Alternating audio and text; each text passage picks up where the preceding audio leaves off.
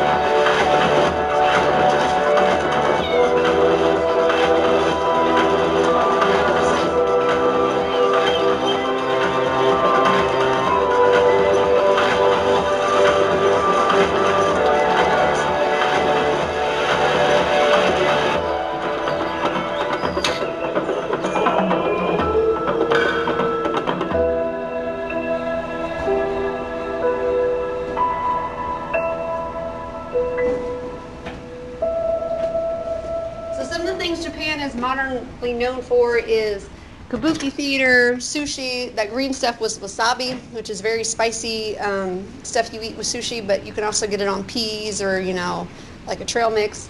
They're leading the way with robots. They're much more advanced than us on that part. And then we'll get into kabuki theater later on. So you say hello in Japanese, konnichiwa. So I wrote it out on the board there. If you sound it out, konnichiwa is hello in Japanese, and ni hao is Chinese. Is it konnichiwa? Konnichiwa. Kon. Kon? So if you say konnichiwa, Konnichiwa. that's hello in Japanese. And remember, they bow because they don't touch hands. They're very hygienic. So it's konnichiwa with the Konnichiwa. konnichiwa. So your picture today is Land of the Rising Sun. It's a circle with a on a white background because they are the Isn't that the flag? that's the flag. Japan is the first country to get the sun each day. That's not helping. It's going. So if you look at, say, a globe, and you're going to be on video just slightly, all this land, there's nothing here, and it's one of the first countries to get the sun each day, and so it faces east, and so there's flag represents the sunrise, and red is kind of their color, just like China. They have a ton of islands. What's the train at? Kentucky. So an archipelago is just a group of islands.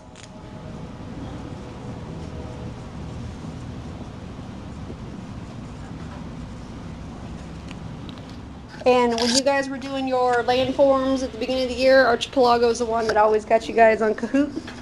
There are 6,900 islands. Every day there's maybe a little bit more because they're made of volcanoes and earthquakes and stuff like that. And so they're constantly getting new islands. There's 4 big ones.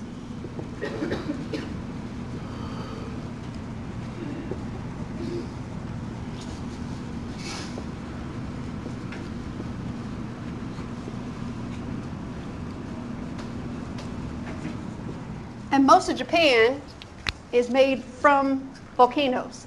This is a satellite image that's enhanced, so it doesn't actually look like this from space, but they have forested areas, and here's North Korea where it's pretty dark because there's not a lot of electricity there.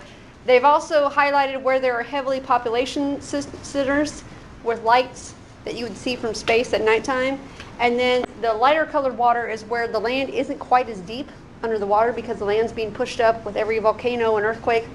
And so Japan is going to gain ground in the future, maybe not overnight, but they are really close to South Korea, North Korea, and Russia, which is going to play a role in their history when we get to it. There are 4 main islands and then thousands around it that are small. Some may be so small that no one really lives on them, but the 4 main islands are Hokkaido, Honshu, Shikoku, and Kyushu. And then they have 60 active volcanoes. Not active like they're spewing right now, but 60 volcanoes that could go off at any time. So when you don't have a lot of land, they practice evacuations a lot because there is nowhere to go when things start spewing up. This video is going to show you like how it's kind of made and why North and South Korea have been important to it, because Japan once owned North and South Korea when Japan was trying to take over the world during World War II. So DNA related, they do share a history and some DNA.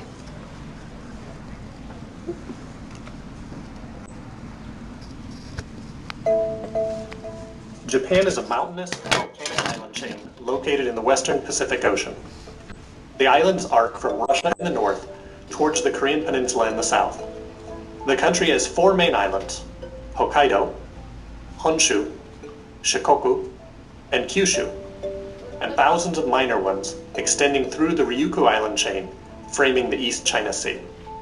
Japan's rugged terrain and lack of interregional connecting rivers isolated its population into separate, densely populated coastal plains. The Yamato Plain, which dominates the inland sea, was the birthplace of Japanese civilization.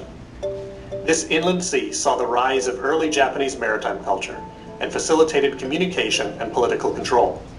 As Japanese culture expanded over the island chain, the seat of power moved to the more productive and strategically located Kanto Plain, Japan's core region and home to Tokyo, the world's largest metropolitan area. The country's primary geographic challenge is sustaining its large population on an island with little arable land and few natural resources. Japan's geography has prompted the country to alternate between periods of isolation and expansion. When Japan unifies under strong centralized control, it is often drawn towards the continent for resources and land. This happened in the late 1500s and again in the early 1900s, leading to World War II. Given its location, the Korean Peninsula has been the corridor of invasion between Japan and China, and its status remains of strategic importance to Tokyo. The lack of natural resources in Japan continues to force Tokyo to seek them abroad, leaving the country to balance between U.S. naval dominance and Chinese expanding maritime interests.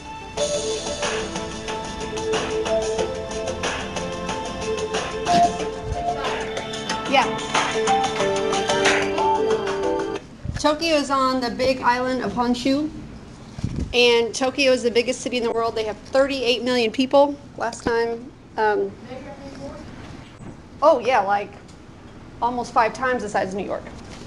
So 38 million people. We only have about 6 million people in Indiana, so it's 6 1/3 times bigger.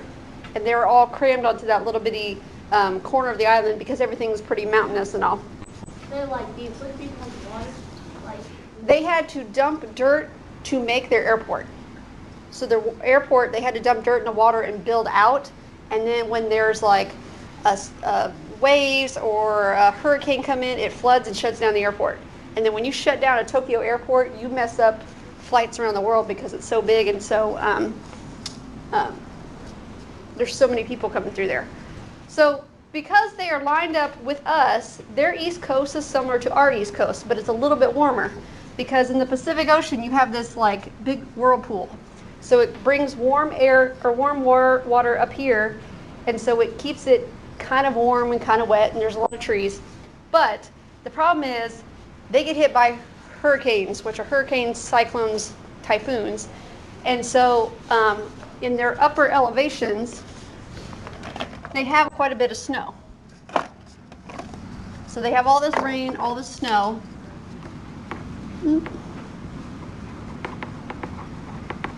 And an elevation is just differences in land height.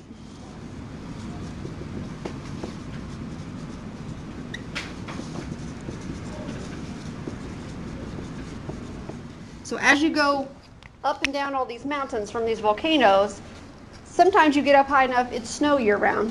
And it's very wet and it's icy. And then when you get down towards the ocean, it's very wet, lots of trees. They have a lot of flowers, but it's hard to farm because you don't have flat ground. So when they grow rice and stuff, and they have cattle, because beef is a big part of their meals, they have to cut into the mountain like steps to make flat land. And they're wet and warm climate.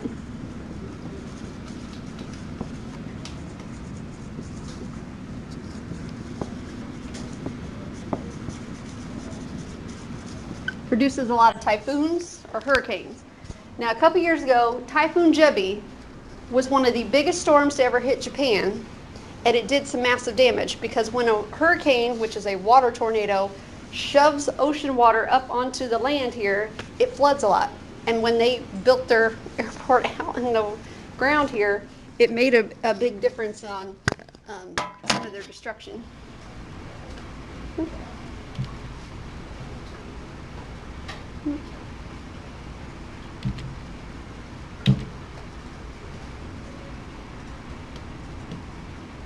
At least 10 people are dead and hundreds more have been injured after Typhoon Jebi battered Japan. Over 1 million people have been advised to evacuate after heavy rain and strong winds left a trail of devastation. Some major airports have been closed and more than 1 million people are without power, as Euronews' Evelyn Laverick reports. Winds of up to 172 kilometers per hour whipped up seas, pounded the coastline and destroyed ships as Typhoon Jebi struck Japan, bringing with it the country's latest bout of extreme weather. Officials knew it was coming and ordered more than 1 million people in affected areas to evacuate their homes. Some either ignored warnings to take cover or left it too late.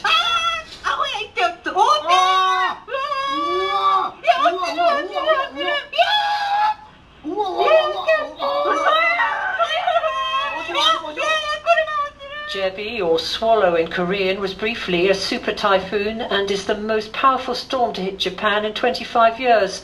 The capital Tokyo escaped the worst as Jebi continued on its unrelenting northward path. It's not the first time this year the Japanese have battled the elements. Earlier, the country recorded its highest ever temperatures as people sweltered in deadly summer heat. A month before that, the army had been brought in to help with the effects of some of Japan's worst flooding. There's been predictable travel chaos. Beneath these floodwaters lies Kansai International Airport and its main runway. Prime Minister Shinzo Abe has cancelled all his engagements in order to oversee the government's response to this latest environmental challenge. So that was a picture of one of the airports that gets flooded whenever there's a typhoon there.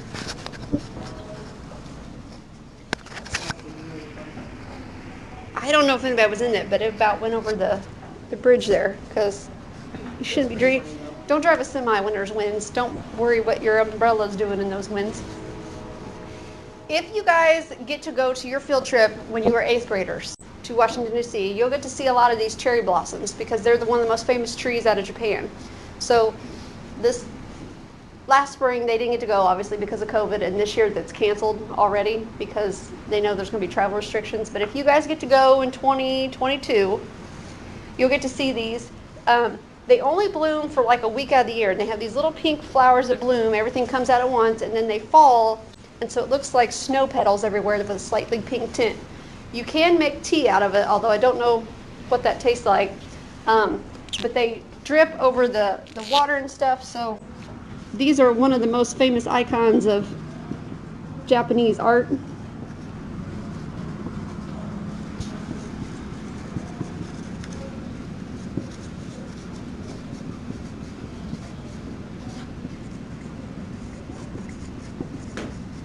So not only do they have a lot of mountains and watercolor, but they have the Japanese cherry blossoms. We do have some of them in Madison along the river because when they give gifts to other countries, Japanese blossoms are kind of one of their things. And another thing that's in their art is Mount Fuji. And this is a volcano. It hasn't erupted in a long time, but it is a volcano. It's 12,000 feet high, which is about 2 miles at least. They do allow you to climb it, so it's pretty sloped. So it's an easy walk, but it's very gravelly, so if you lose your footing, down the mountain you go. And if you get up so high, it does get cold and there's a lot of snow on there, so if you're not in good shape, you probably do need oxygen. Definitely take water, take trail mix and stuff. They say a wise man only climbs it once, because if you make it up there and make it back down and don't die, good, don't tempt your luck and do it again. So Mount Fuji is probably one of their most famous tourism.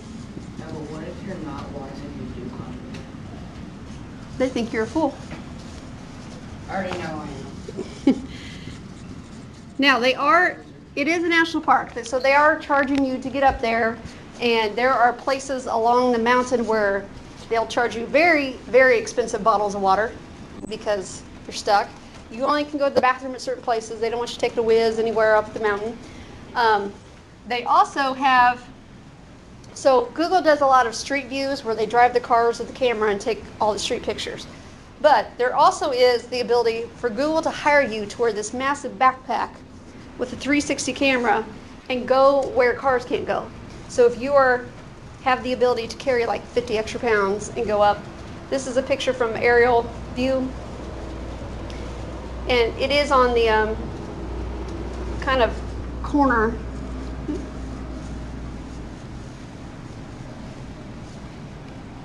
Where'd it go? So here's Tokyo.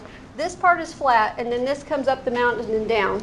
And so if Japan's shaped like a J, it's down here in the corner. And you can see it from a lot of miles. The other thing is, there isn't much up there growing. So there's like this kind of weather station here. It's up there enough that the clouds can block the view down below. So you're kind of above the clouds. Here's a marker with Japanese writing on it, but sometimes when the weather's clear, you can see out for miles and miles. And then there's little pockets of snow because it does get cold. But this isn't a lot to hold on to. So if you're not very stable at hiking, down the mountain you go like a donut, just rolling around. Do a lot of people die there? There have been people who die there because you can have a heart attack because you're up so high, or you have asthma and you pass out and die. If you're not healthy, don't try it because you're gonna die. So your assignment's a little bit different today. You're going to read this blog post about climbing Mount Fuji, and then you're going to make a chat, and I've given you a sample chat here of what you need to take. So you're going to do the stuff in the yellow. You need to make up a friend name. You need to go find yourself an emoji and put your name here. and then you're going to simulate a chat back and forth. So the person's going to ask, I'm going to hike Mount Fuji, which trail should I take?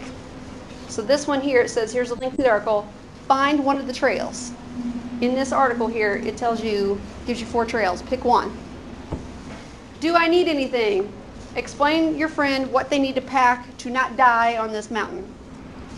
So just add a couple things. Then, any tips? Then pick at least 3 things that keep them from dying on this mountain. So you can leave the yellow and type underneath it, or you can erase the yellow and replace it with what you're typing. But you have to read the article and find the answers there. And then if you have not finished your Korean War quiz or your North Korea quiz, because there's a lot of names on the board, you have time to do that today.